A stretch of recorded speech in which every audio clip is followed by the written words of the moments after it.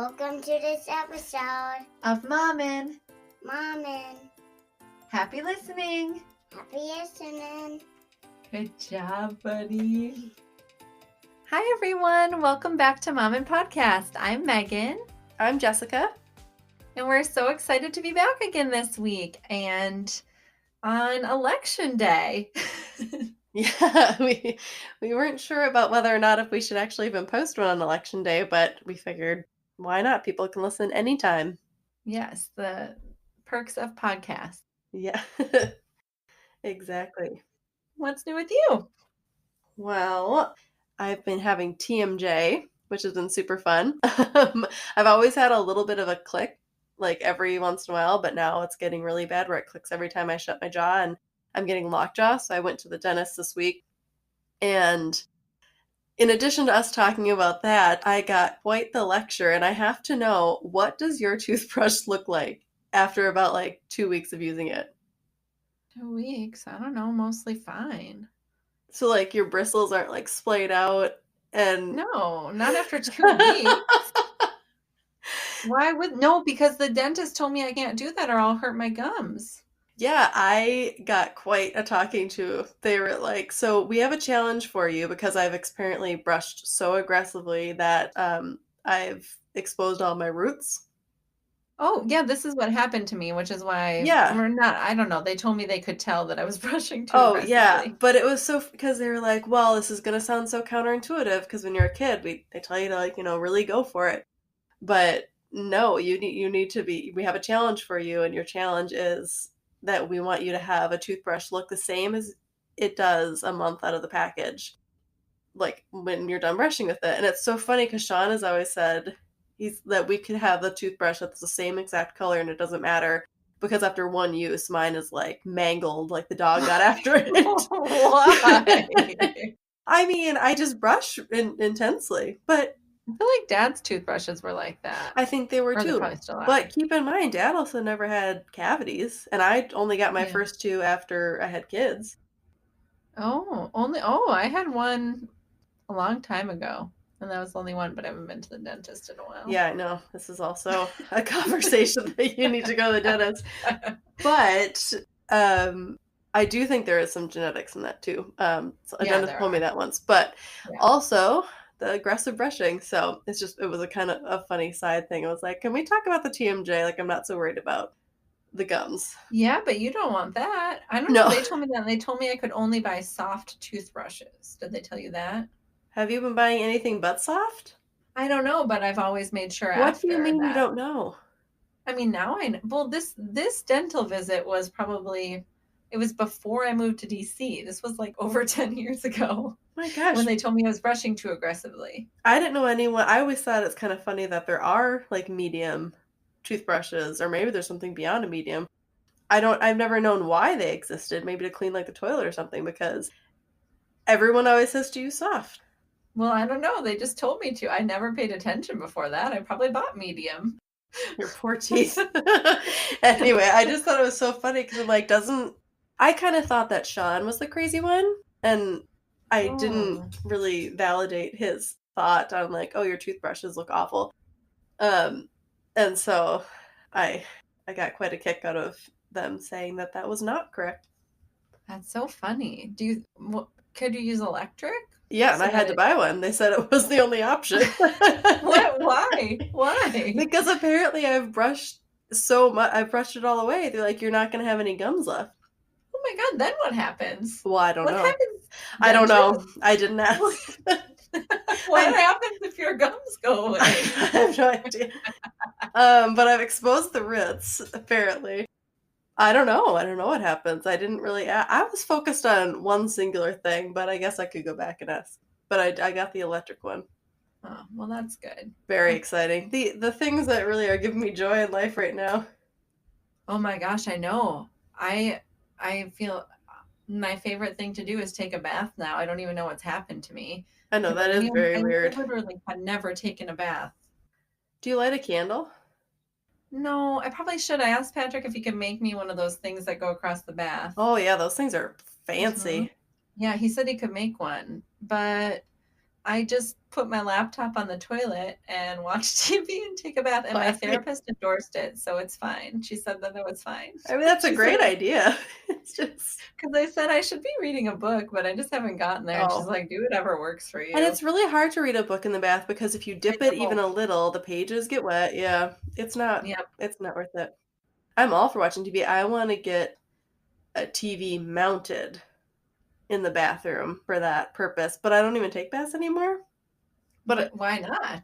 I don't know. Well, in the house that we were in pre-COVID, we had this really nice like jacuzzi style tub, so I did take baths in there. Yeah. But now our bathroom, I mean, it's a nice tub. It's not like, and I'm not that fancy to be like, oh, it's not a jacuzzi. It's just like that one was in the basement. It was so far removed from the kids, and it felt like my little oasis of a spa. And now it's like, no, it's just not the same. I don't know. Weren't you scared in the basement? I feel like I'd prefer to be on the main level at night. I would never take a bath if Sean was sleeping.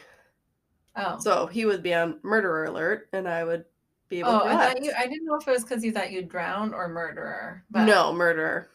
No. Yeah. I know. I get you. I actually, well, and because I thought I was taking a bath really late one night, and I thought, well, maybe someone should check on me if I'm in here too long. Sean told me once because he was so tired. He was taking a bath, and it's like, well, you shouldn't take a bath then because you could fall asleep. And he goes, and I would obviously wake up. And I have wondered ever since then, like, would you automatically wake up or would you drown? Yes, I think you would, but I have never connected that because our parents were always like, you can't, you can't fall asleep in the tub because you'll drown. What? Why did you have that conversation? I have never had that conversation. You did. Maybe. Why? Well, keep in mind, you just said you didn't used to take baths. Oh, you took baths when we were kids? I think I did. When you were old, when we were like in high school? I think so. And I feel like this is something that Mom and Dad told me more than once. Oh. And so in my head, I was like, oh, you would drown. And Sean just looked at me like, and you would wake up because your head would be underwater. Well, the medical side of me was like, what if something happened medically and I like passed out? Yeah, well, that's fair. So then you wouldn't wake up. No, but absent of any abnormalities, yes, you'd be fine. Yeah. Probably just be safe in the bathtub, people. Just be safe in the tub and enjoy it. Put your laptop on the TV and be classy like Megan. On the toilet, not the TV. Yeah, on the toilet, yes. Yeah. All right. Well, on to this week's episode. We are so excited to introduce Jennifer Anderson from Kids Eat in Color. I'm sure many of you have either followed her on Instagram or you have visited her website or purchased one of her many amazing programs. Jennifer is a registered dietitian who provides a lot of resources and programs for parents who are having struggles with their kids about eating or just providing information about ways to make eating less stressful for both parents and kids. She provides some really insightful things and some really interesting tricks that you probably never thought of, but once implemented are extraordinarily helpful, and I can tell you that from firsthand experience. She was great to talk to, and we chatted about so much more than food. It was really a roller coaster ride in the best possible way, and I left it feeling so invigorated and just so grateful for how open and honest she was. Yeah, she was so real about what it took and the sacrifices it took to start this. She was doing it while she was working full time, and her husband was in a PhD program, and you can hear her story about that. And we also got to hear a little bit about some of the resources she's creating and gave us some tips about what to do with our own kids. And it was just so great talking to her. She's a wealth of knowledge. And we really appreciate her coming on. Yeah, we hope you enjoy this episode as much as we enjoyed talking with her. Please make sure to subscribe to the podcast and leave a rating or review if you enjoyed this episode. And you can find us at momandpodcast.com, Mom and Podcast on Instagram, or check out our Facebook group. Thanks for listening. Bye. Hi, Jennifer. Thanks so much for joining us today on this episode of Mommin'. Thanks so much for having me. I'm so excited to be here. Yes, we're so excited. So we always like to get started with letting our guests know a little bit about you. So telling us who you are, what you do for work, where you live, and a little bit about your family if you're comfortable sharing. Sure. My name is Jennifer. I'm a registered dietitian in public health and nutrition, especially focusing on kids. I had my own picky eater. I have my own picky eater, and my other son fell off the growth chart when he was really young. And that's how I got into nutrition for kids. I live in Maryland with my engineer husband and my two exciting boys. And we are outside a lot, climbing trees and doing really dangerous things because that's what my kids like to do. How old are your boys? They're 5 and 7. Okay. Also, right in the climbing. Yeah. Oh, yeah. I would Well, imagine. our climbing age started pretty young. Oh no. My kids have always pushed themselves physically and wanted to explore all things from a very early age. They were early walkers, and I just try to, run and catch up and be there when things go wrong. But they're good. They know their limits, and they're good about taking care of themselves. So. Oh, It's probably so good for them to be that adventurous. Mhm. And I'm such a nervous mom that I am always stopping myself and being like, no, that's terrible. Don't do it. But Yeah. I mean, it's probably great for them to be exploring and doing that. From crawling, it was, how can we push themselves? How can I crawl so far that I don't see my mom anymore? I love that independent spirit, and I love allowing them to explore their limits and kind of find out that, when you climb up on a chair and then you let go, you fall off. And the reality is, I also have another crazy boy in the other room, and so I'm not going to be there every time. So you really need to figure out this gravity thing and know that if you don't want to keep falling off the chair, you better stop doing that, because I actually can't be there for both kids at all the time because they run in different directions. Totally. That's totally true. You're like, okay, which one is more likely to get really hurt with blood? Okay, I'm gonna go there and just hope everything works out with the other one. Well, you've got to figure it out, it sounds like. Yeah.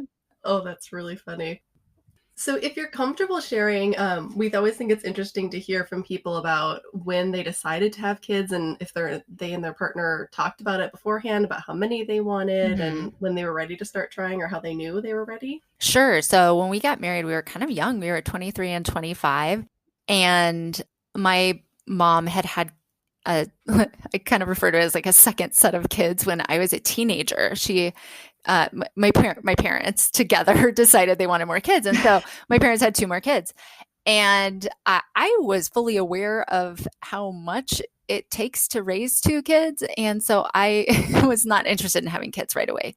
We had wanted to have 3 kids, and we wanted to have them, start having kids before I was 30, like baby by 30 was the goal. I wanted to be done with school, and my husband and I had decided to go back and get master's degrees. And so that was a 6-year process for me. It took me longer because I got a master's degree, and then I became a registered dietitian after that. And so it was just a lot of prerequisites, a lot of school, and I didn't feel like I could do both. And for me, that was a really good gut instinct that I listened to.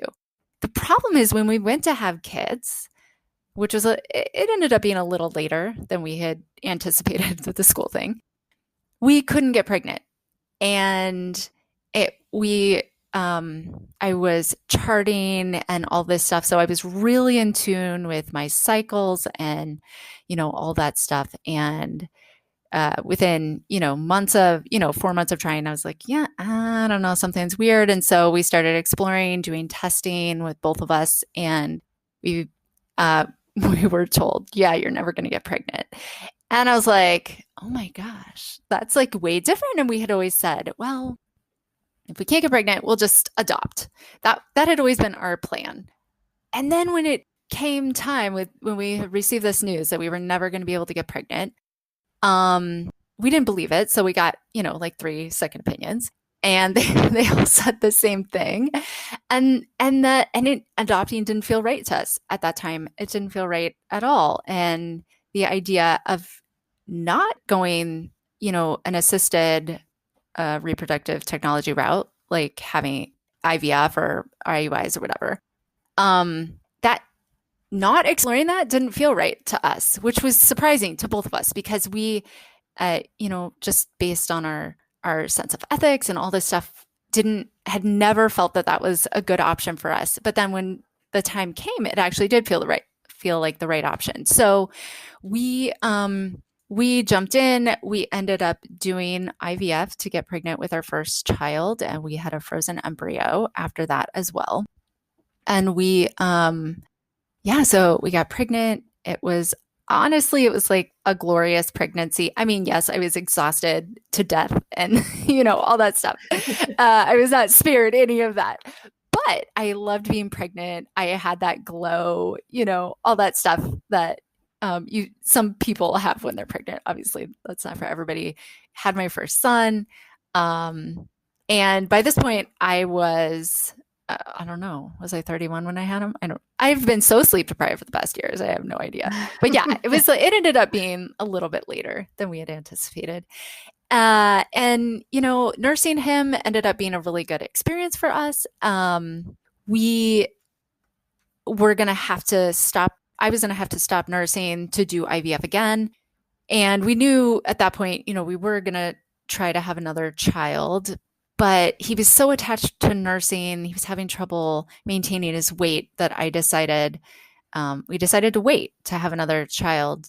And we got surprise pregnant with our second kid. Oh my gosh.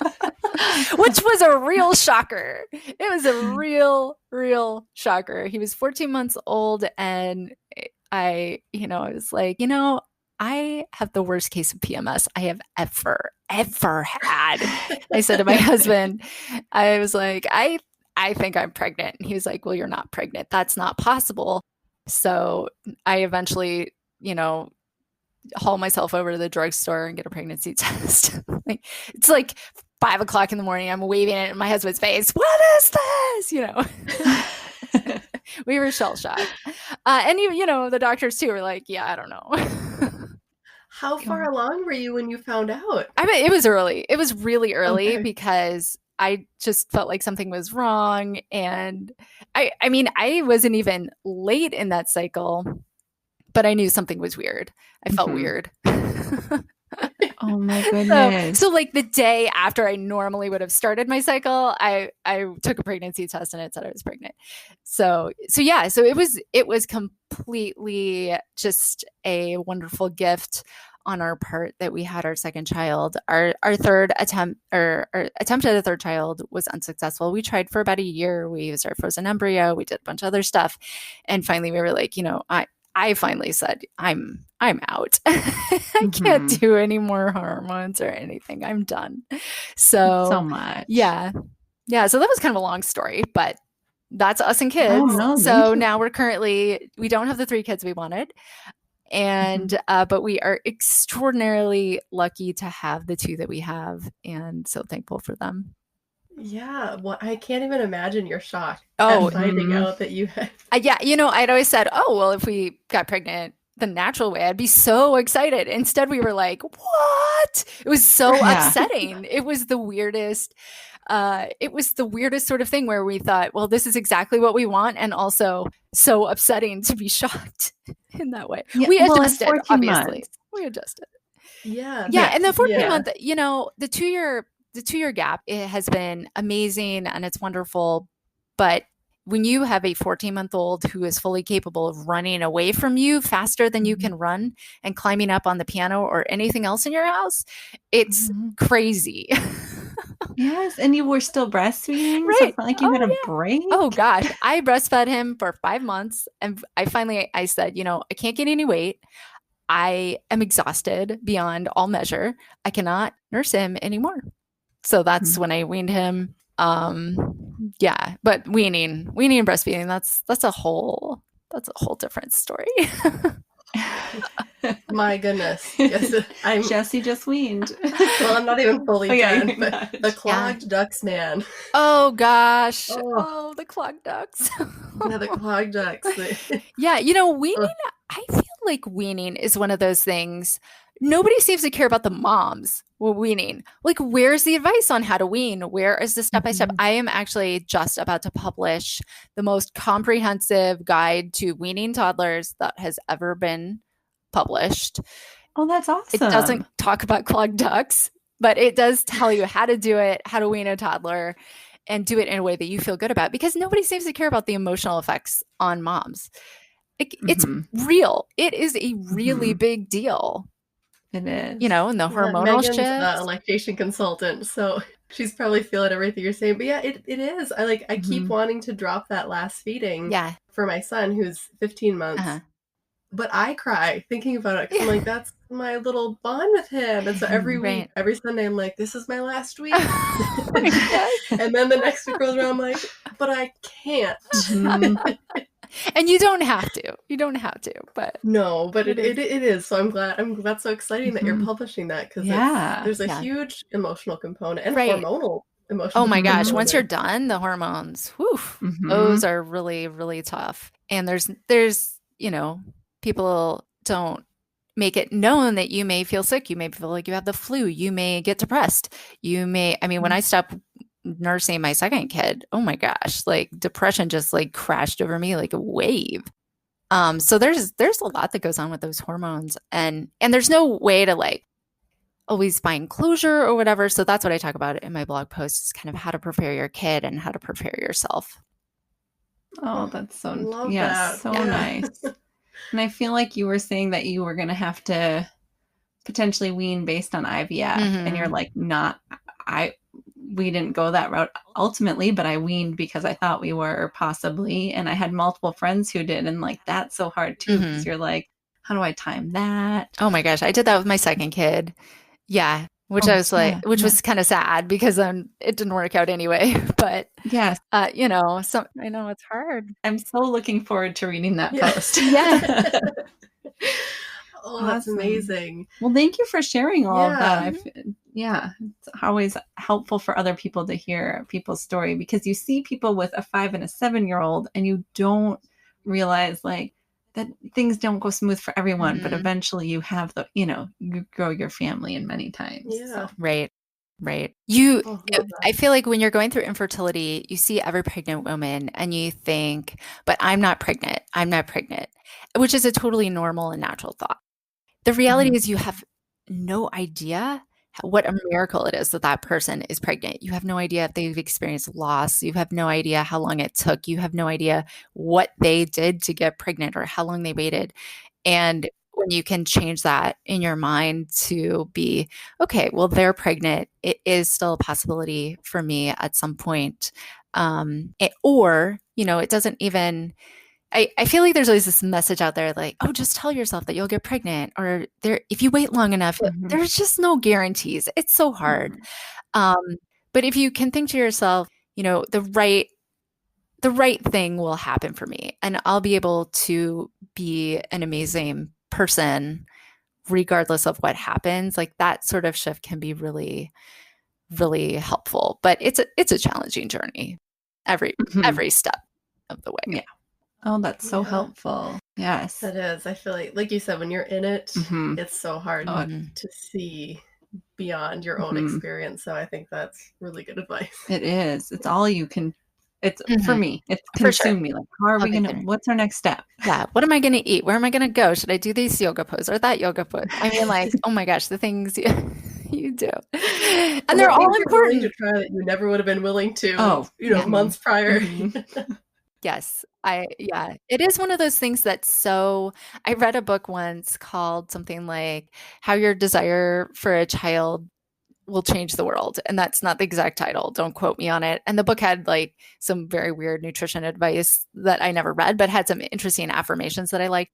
But, and I thought that was like a really dramatic title, like really, but I think the more I've thought about it, the more I'm like, yeah, it's right on. Like when you want to have a child, you will move mountains to try to have a child. You can make changes in your life that you never had the power to make changes over because you didn't want something that bad.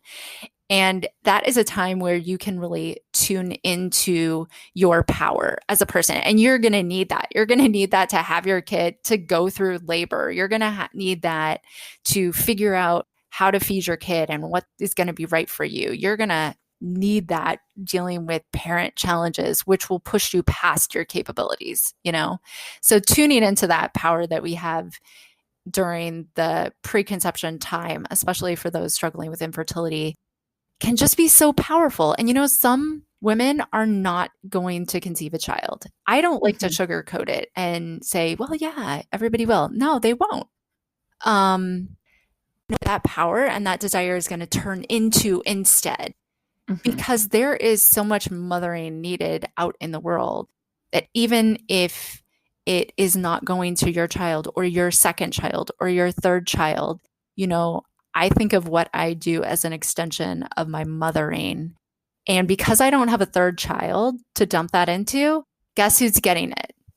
Hundreds of thousands of other moms who need a little mothering themselves and who can then mother their own kids. So it is, you know, I still feel sad that we don't have a third child. I still look around the table and I'm like, where's the third kid? It's a very weird feeling. And then I think, okay, what am I going to do with this feeling? What am I going to do with this passion? I'm going to mother some other people who need it. So, yeah. That's so beautiful. I mean, especially like I said, because I've seen you in so many of my friends' conversations, like you're doing it and you're there and you're helping so many people. And that's such a beautiful way to take that passion and that desire and fuel it into something else that's so positive and so helpful for other people. That's amazing. Yeah. Because that's hard to do too. Yes. Like it'd be so much easier to just sort of wallow in your feelings a little bit. Oh yeah. Which And is I have okay moments too. of that too. For sure. Absolutely. For sure. Not bashing that. You know. But there's, you know, and you don't have to like go out and start a blog or an Instagram or anything like that to do it. But there may be someone who needs an extra meal in your neighborhood or who needs you to take their child for an hour to the playground or something like that. There's these little ways that we can kind of help mother each other because, you know, being a mom is really exhausting and draining 100%. And sometimes just a little act of care can go a really long way. Yeah. Oh, so true. And it doesn't, Wow. for a mom who's struggling and tired, it doesn't take much No, it doesn't take to much at make a all. day better. Right. I still remember, you know, I was so lucky to have some friends and neighbors bring me meals after I had my kid, my second one. They brought them like every other day for so long. And one time I was, you know, it was a tough transition for us and the older child adjusting to the newer child. That is not an easy transition. And one mom said, you know, can I take your older child to the park for a little bit? And it was like thus far my most challenging day of parenthood ever. And she took him for, you know, I don't know, it was like 30 minutes. And that meant so much to me. It was a very, I mean, my kid was very energetic and all that. So it was like a big offer on her part. But still, like that 30 minutes was just so meaningful. Oh, for sure. Were you home with both of your kids during maternity leave? Were they both at home with you? Yeah, they Okay. I was working outside the home, but I took 3 months off and I had both of them, so I was caring for them full time. Yeah. It's hard. It is. Yeah, for sure. You know, my Oh, husband boy. was home for, you know, a couple weeks and my mom was there for a couple weeks but you know, I mean, it's like Every and then when day you go is back to hard. work, then it's real chaos. Oh my goodness. No matter what route you Yes. take, I think it's just all chaos. It is. Yeah. And kind of shifting a little bit, what do you feel like is the most surprising part of motherhood to you? Probably how unqualified you feel being a mother. Like, you know, you have I feel like I must have read somewhere, I don't know, I should like stop reading stuff, right? But like I read somewhere where they were like, you have everything you need to be a mother. Like, what? That's crazy. No, like some of it really is awful. You have the baby, you bring it home, and yeah, you took that course that taught you something about babies. I read so many sleep books that were like, do this and your baby will do that. And I was like, well, that didn't work because I followed the directions exactly. So then I got another book and followed that exactly, and it didn't work. And then finally I found another book, and that actually did work, right? But then I tried that for the second kid and none of it worked. So it's just like over and over being exposed to this horrible insufficiency of a person you are to try to take care of this other individual and hope you're not screwing them up. I think just like the magnitude of how hard it is to be a parent is unreal. And also, you have these wonderful moments of snuggling and being able to witness your child growing and thriving and learning and exploring and becoming their own person. And it's just, the most meaningful thing. And obviously, my whole life took a turn to, hey, it's all kind of, I hesitate to say my whole life is focused on my child because that's not true. But also all of my money, all of my time and all my energy go to this person, to help take care of them. So there's that part too. But I think just, the extremes of how difficult it can be. I got some kids who didn't match up to any books that I've yet found. So that kind of leaves you in the dark where everybody is raving about this new wonderful book that's going to prevent your child from having all these issues. And you try the things and you're like, but, and then what? But, and then okay, so I did the first 2 steps and then you didn't have any steps after the first 2. So then, Right. So what am I doing wrong? Right. What am I doing? Oh, I still feel that Right. with those kind of books. Yes. I always am like, okay, am I missing something? Right. Right. You're like, okay, well, I really love this idea. And I gave it a really good shot. And what you said would happen didn't happen at all. So then what? Right. Is there another book? Did I miss the sequel? And actually, can you just provide 2 more books? Because my kids are totally different. Right. Yes. Oh, totally. I mean, goodness, if you have 5 kids, like, good luck to you. Oh. You need a library. Yeah. I don't know how people do it. No. I came from one of 5, so my parents were definitely rock stars in the parenting department as far as, surviving that. But gosh. Did you feel like you had taken some tips away since you were a teenager? You said you were a teenager when you had younger I kids? think once you have your own kids, you realize, and then you have your own partner. So he's bringing his side and I'm bringing my side. And then you find out what kind of kid you got when you're at the hospital. And then you're like, oh, my baby cried the whole time at the hospital, all day, all night. I was like, oh no, this is great. I got a crying baby. Wonderful. Does this come with a gold star now or later?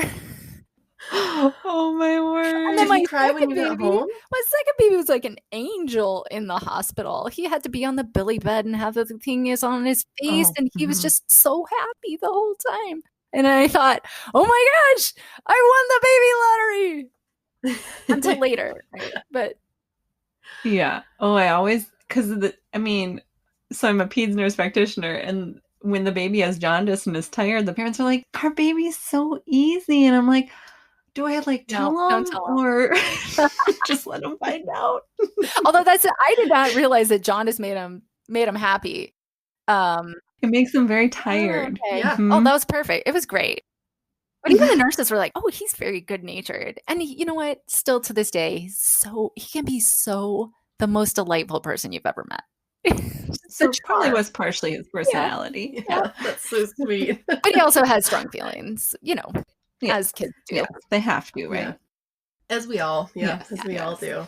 So switching gears, you have the popular site Kids Eat in Color. You have, I think, 1 million followers on Instagram. People love the advice that you give and are clearly longing for it. So can you tell us about the evolution of starting it? Like, what made you want to? Because I know you said you had a different job with your first child, right? So how did you switch gears and how did this all come to be? Yeah. So I guess it's coming on about 4 years ago now. I just had this feeling that I couldn't be the only parent struggling, mom specifically, struggling with helping my kid eat enough. And, my son had struggled to eat enough to maintain his growth and stuff. And so I thought, I'm a dietitian. I'm still struggling. I can't be the only one. And I was making these cute little preschool lunches for him using, the nutrition principles that I knew. And I thought, well, maybe I could start a blog, but that didn't feel right. So then someone said, well, why don't you start an Instagram page? So I did. I just posted a lunch with a couple comments and jumped right in and thought, well, I'll share what I'm doing and I'll share helpful captions. Fast forward 4 years, and that's really where it came from. I was working full time for the first 3 years of that. And within about 2 years, I was so convinced that, I was helping parents and I felt so good about it. And I knew I wanted to do this. Prior to that, I never imagined that it becoming anything more than like me putting some stuff out there and learning a little bit about social media. I really had no intention of leaving my easy, well-paying job that was very family friendly. I was like, I would be crazy to ever leave this job. So that was never an intent. I never intended to do that. I never intended to use it to, support my family. But at 2 years, when I was working 2 full-time jobs, I thought, well, this isn't going to last forever. Mm-hmm. And so at that point, I started to make a plan. My husband was finishing his PhD, though, so things were very, very busy. And he finished his PhD, and then the next year, so in January, actually. So I haven't even been gone for a year. It's been 9 months since I left my job. So I worked full time up until I was able to create some things that parents have been asking for. Like they've been asking for a meal plan. They'd been asking for help with picky eaters. So that's how I ended up actually leaving my job. And now this is my full-time thing. Awesome. I can't believe you have been working up until 9 months ago, another full-time job with your kids and with this, and your husband in his PhD program. Yeah, I mean, you can imagine I wasn't doing everything perfectly. Still. No one ever is. No. Yeah, the PhD piece too. Right. I wasn't expecting that. Very intense. Yes. Yeah. How? How did you get through sometimes that? we think back and say how. I think sometimes when you're in situations like that, you just do it and survive and eat a lot of eggs, scrambled eggs for dinner, and don't clean the house. I don't clean a lot. Laundry has been, we have to keep up with the laundry to a certain extent because, otherwise no one has any clothes to wear. But I don't live in a fancy house that I clean a lot. And by fancy, my 2-bedroom apartment probably could be cleaned fairly quickly, but I don't even do that because I'm, too busy doing other stuff. So it's just one of those things where you kind of do what you have to do. My husband and I work together. He was, not getting a lot of sleep. Neither of us were getting a lot of sleep. And I didn't do a lot of these things until he finished. So I was kind of the primary like home stuff person and kids stuff person and maintaining my job and Instagram. And then he was finishing his PhD for that last year. Like the last 9 months of a PhD is extraordinarily intense. So he was working full time as well. So he would work all day and then he would go write his PhD at night until he couldn't stay awake anymore. And then he would do it again, like over and over and over. And I just tried to hold down the fort imperfectly. And then eventually he graduated. and in between that time, I was just maintaining my Instagram and trying to provide as much help to parents as I could. But I didn't have a website. I didn't have anything. So my website went live last June, which was after he had graduated. And then I didn't create any products for people or anything at all until that summer and fall. Wow. And basically we switched, and he kind of started doing a lot of stuff at home, and I was like, Okay. I'll see you later. And I was working 7 days a week for 6 months to make it happen, which is kind of Oh my goodness. that's a dark time of my life. Oh, and then you went into COVID. So. Oh, I know, yeah, right? and then COVID hit. It's like, well, I guess leaving my job and starting my own business isn't my first choice for 2020, but we're all here for the ride, right? Yes. I feel like probably, or that's how my life looks right now. Not to that degree, but like the weeks that I'm busy, the house is a disaster. I'm barely keeping up with laundry.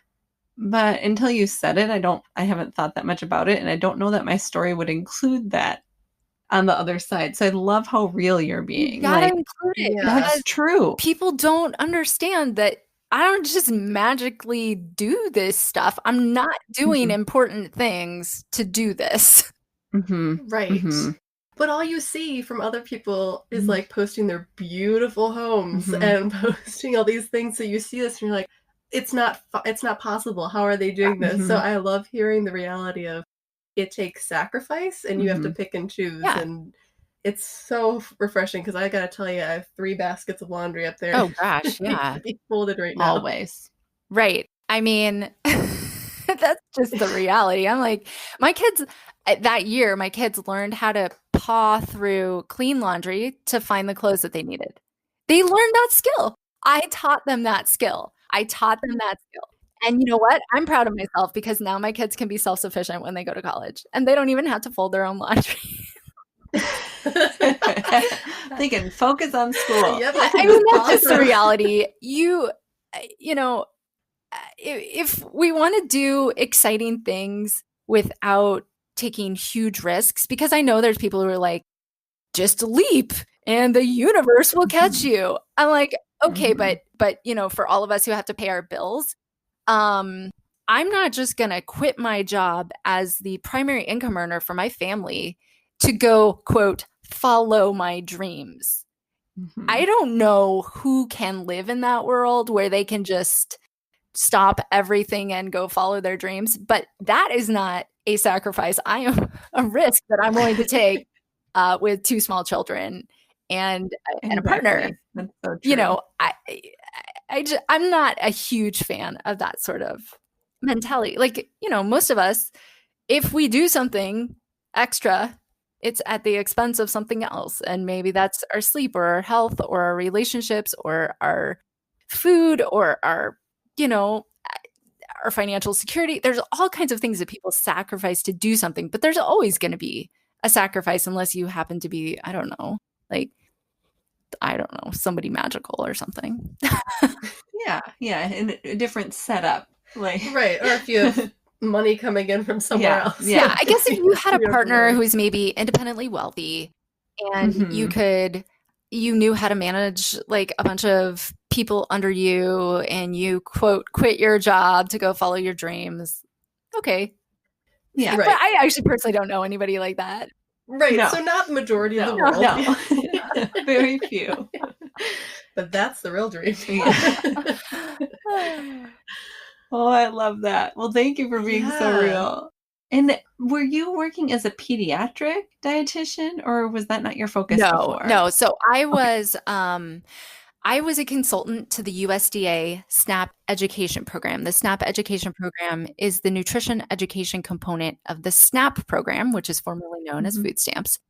And I provided information management and communications support to that program kind of at a national level. So I did website stuff and email stuff and communications stuff. So it was not a very exciting job. I specialized in pediatric feeding on my own time and in my own practice, otherwise known as my kitchen table with my own children, which gave me plenty of practice. And then obviously working with people through Instagram and stuff like that. Wow. Oh, very cool. Yes. Yeah, that's awesome. So I have to ask, what are you proudest of? I mean, it could be in your former job or with Kids Eating Color. What are you most proud of that you've accomplished, or just the existence of it? You know what? I from the time I was a kid have wanted to change something. I have always had this feeling that I'm here to change something. And when I had kids and took this job, I was bored out of my mind. And I thought, you know what? This isn't what I'm capable of. This isn't I, you know, but I felt so grateful to have a job that could support my family. Like, what an incredible gift, especially these days. Oh my gosh. So it wasn't that I was ever unhappy in that sense, but I had, my passion was really changing things on a broader scale, a population level, which is why I have a master's degree in public health and where my training was.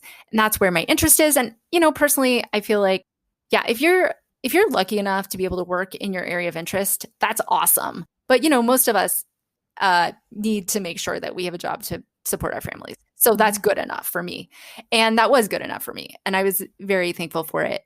But to be in a position now where I create and develop and offer my own public health program to the world is the biggest gift that has probably, other than my children, and my partner, my husband, who I love, those people aside, right?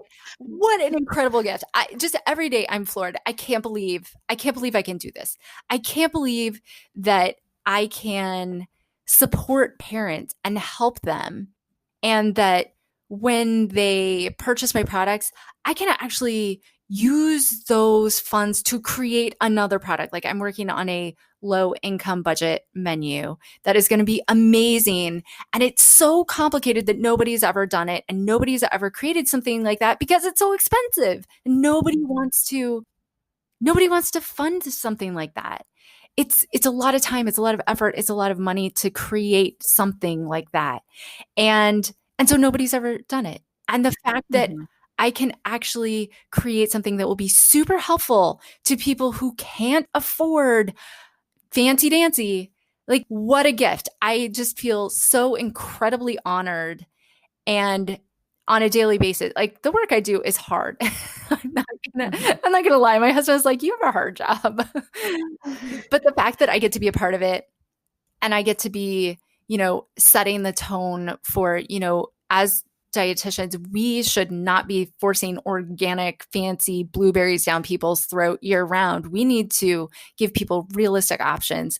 I just feel like I'm proud of it, but also thankful for it because I know people who've worked just as hard and, things haven't taken off in this way.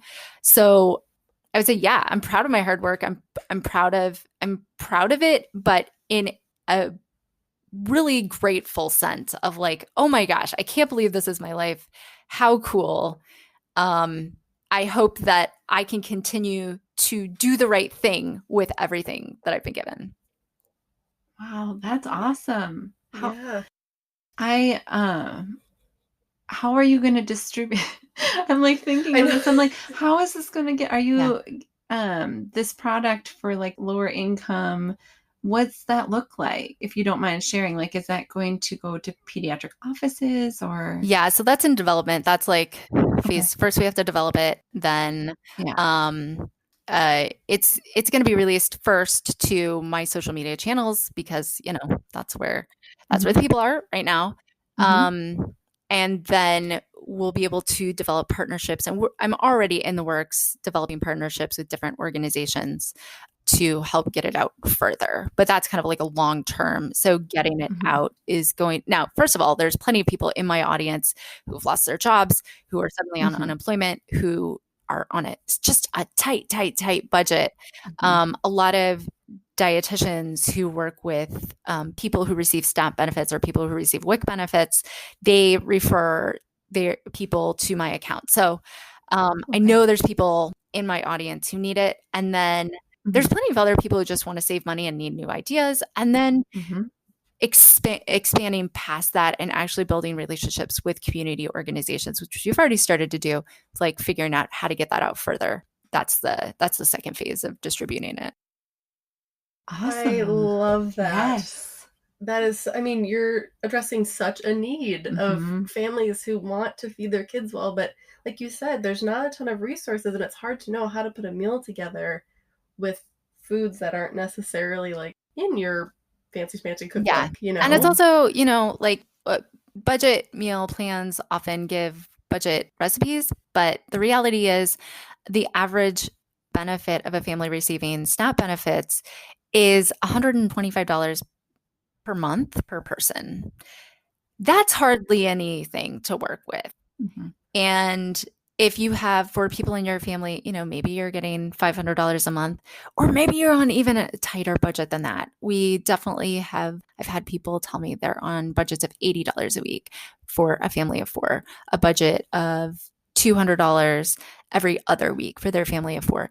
People don't always have a lot of money, and it doesn't mean they can't do a good job. The other thing is a lot of resources are out there. They're created by white dietitians who have a specific culture that they, if I create something, it's going to reflect my culture. Mhm. But surprise, not everybody is interested in eating specifically foods from my culture. And there's not a lot of meal plans out there that are created by dietitians from a variety of cultures that have different influences and different ways of eating. So this is a multicultural meal plan that's been developed by other dietitians, and they're amazing. And they've created things that I think will resonate with different people. And I think a lot of parents, they're interested in trying new things from different cultures, Mhm. but they also want to see foods that they feel comfortable with, So that's another element of this that I think will be really helpful for people. Wow. I Can't cannot wait for it. Yeah, Yes. like, I want this tomorrow. Yeah, I know. I was hoping to launch it a couple months ago, but the most important thing is that it is meeting budget. And so we're doing in-depth analysis on that and making sure that it's on track before it launches.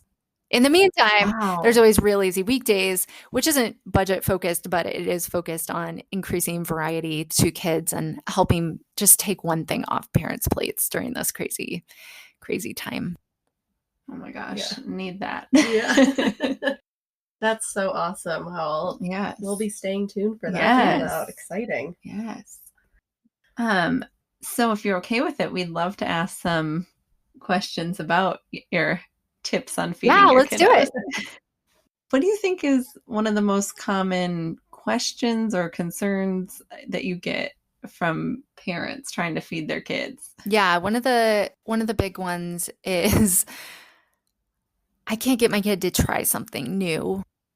And this pain point of my kid won't try something is a really big one that kind of opens up the Pandora's box of feeding kids. So when your kid doesn't try something, as a parent, you often freak out. You're like, oh my gosh, my kid isn't going to try something.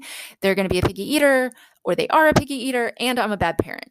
And you go from my kid doesn't try something to I'm a bad parent, which puts you in a bad mood. So then you think, well, I need to force my kid to try a bite. I need to pressure them. I need to nag them about what they're eating.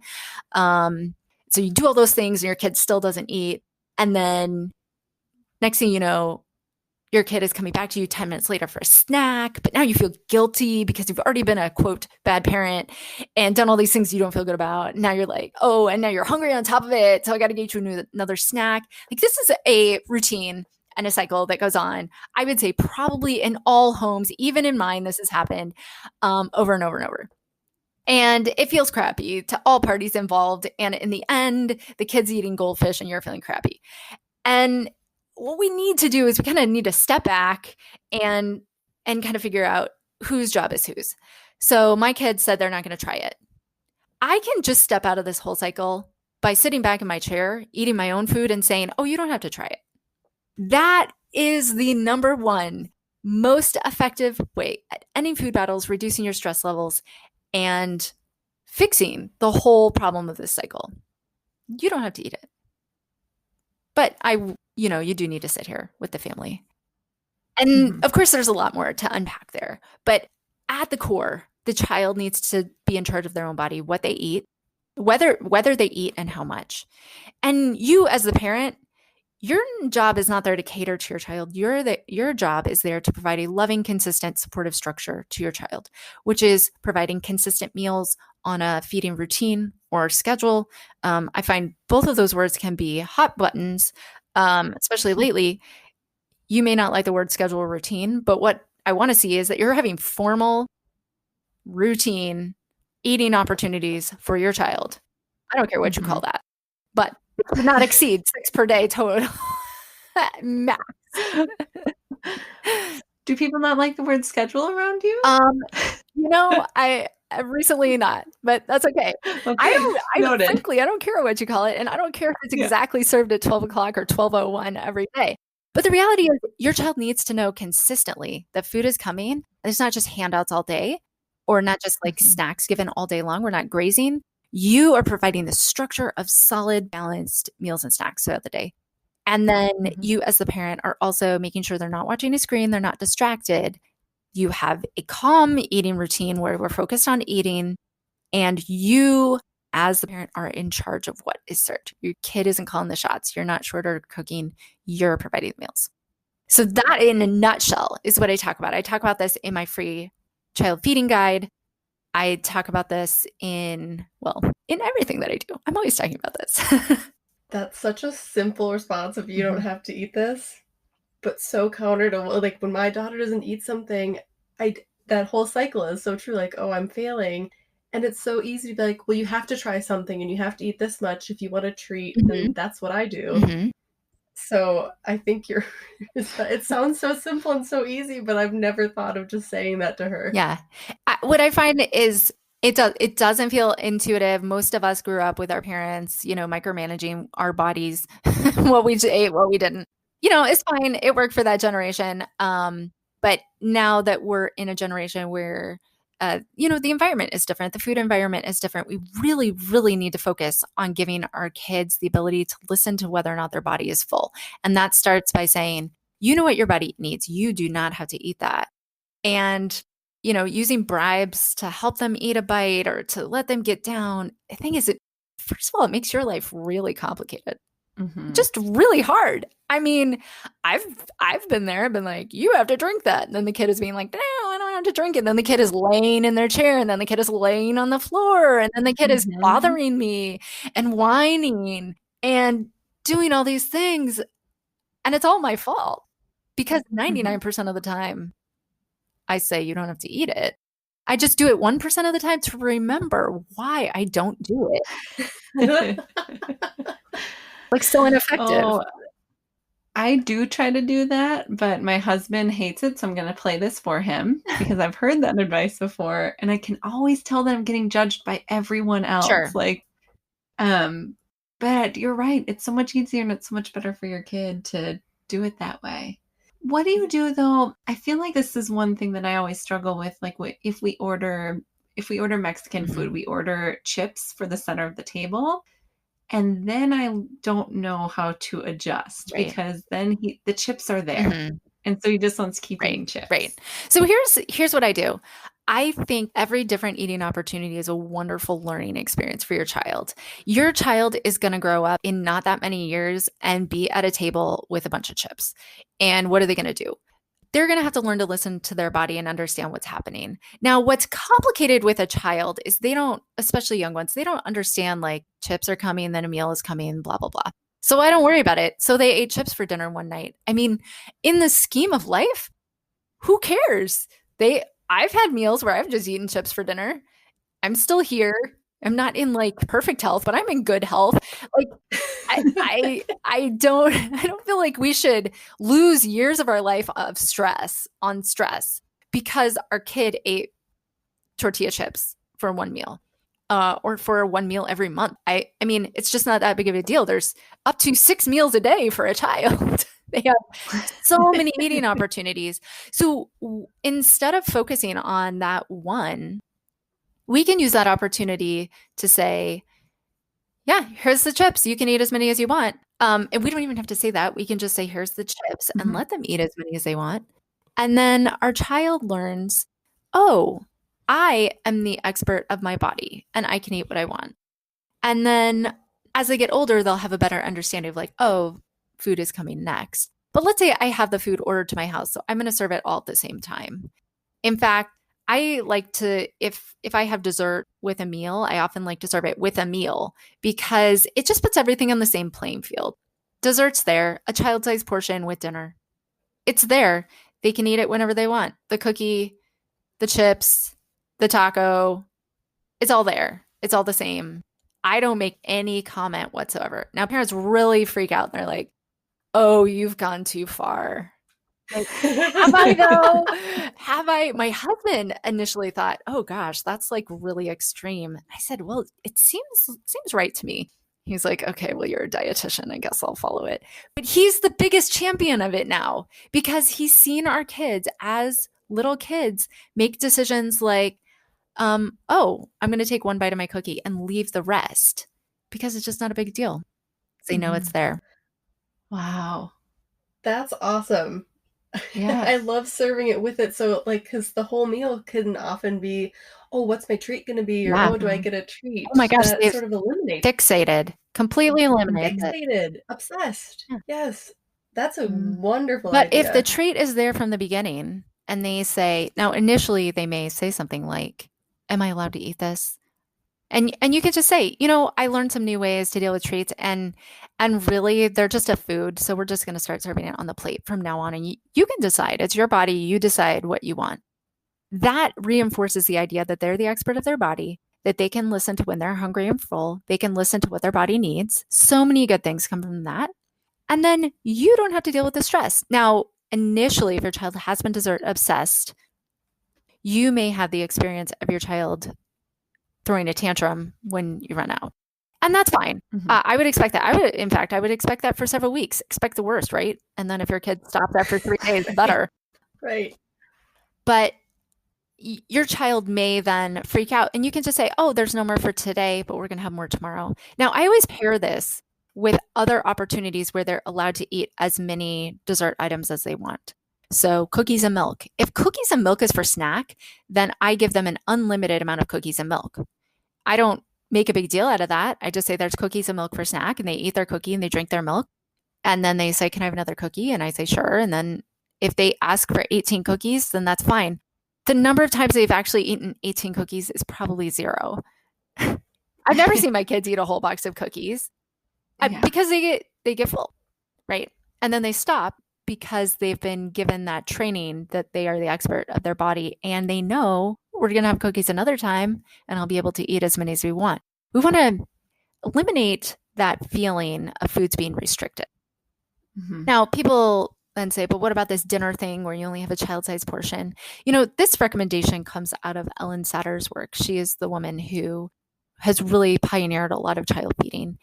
And she recommends this. And I found it to be very effective because when you're serving food with meals, sure, it's easy to just eat cookies for dinner. And obviously we don't want kids just eating cookies for dinner over time. But I think it's important to pair it with these unlimited opportunities as well. And I've just seen this work so many times. And some people say, well, it should always be unlimited. Like, yeah, I get that. And I think in an ideal world where your child is never exposed to bribes with desserts or things like that, then it would work. The thing is, my kids go to school and their teachers use candy as bribes, or their friends use it as bribes, or this or that or the other thing. And so they're constantly getting this idea that sweets are better. And so I think it's just not a perfect world. And sometimes you can only have one cookie. I mean, that's a skill too. Wow, that is so helpful. Yeah. So many great Yes. pieces of information there that I can't wait to play it back and write it all down. I know. Wow. Well, I wish I could ask you 10 million questions about it, but people luckily can find you on Yes. Instagram and get more tips because I could ask all day. Yeah. So we always like to ask people what they do to take care of themselves. So like what you do to unwind or self-care. quote unquote. Sure. Self-care, that thing, like the worst. That's my least favorite phrase from my years when I was depressed. Like, oh yeah, just add another thing to the pile. But but yeah, I think it's important. I like to take Epsom salt baths magnesium from Epsom salt can actually absorb through your skin and help to bolster magnesium levels, which help with anxiety and all sorts of things. So they also help me sleep way better. So I do like to do those when I can. And I love to read. That's something that I recently started doing the past year and a half, even if it's 5 minutes before bed. And granted, I'm almost always reading a book about, a book for professionals about picky eating, or a textbook or something like that, or a book on how to do accounting or something like that. But I love reading, and I think that is something that really feeds me. And just trying to remember to feed myself. It can be really hard as moms, even as like a dietitian mom, but being intentional about feeding myself and feeding myself well, feeding myself veggies. I always say this one thing, once you have kids, you never, if you're able to buy berries, which I realize is a big stretch, but if you're able to always give them to the children, like, oh, I would never eat a raspberry when I could be giving it to my 2-year-old. Sometimes I buy myself berries and I eat them when my children are not around. And I feel like that can be a really strong act of self-care when you do something for yourself instead of just saying, oh, well, I'll just give it to my kid. Sometimes stopping whatever that is for you and saying, you know what, I'm just going to do that for myself instead can be really powerful. That's so true. They We never eat get all berries. berries. No, they eat them Yeah, all. you have to take them first. Do you have a go besides berries, or maybe berries are them? I always feel like that lately. I think since we've been home, I am always like, I'm feeling really hungry and I'm like, where's my easy, healthy snack? And I get veggies and hummus, but do you have like a go-to? Honestly, my go-to is a bar. A bar Okay, with protein so we're not in it. alone. That makes you feel a lot better. Reality is, like, when am I going to cut up the veggies? And not to say I never eat veggies and hummus for a snack, Mhm. but I am struggling to fit lunch in right now. So if I can like get Mhm. myself lunch, breakfast I'm okay with, but like lunch and dinner, we all eat together. And sometimes I eat lunch with the kids. But ever since the pandemic, things have been really wonky with eating schedules because I only have a certain amount of time with no kids. Mhm. And that's my work time. And unfortunately, lunch is in that time.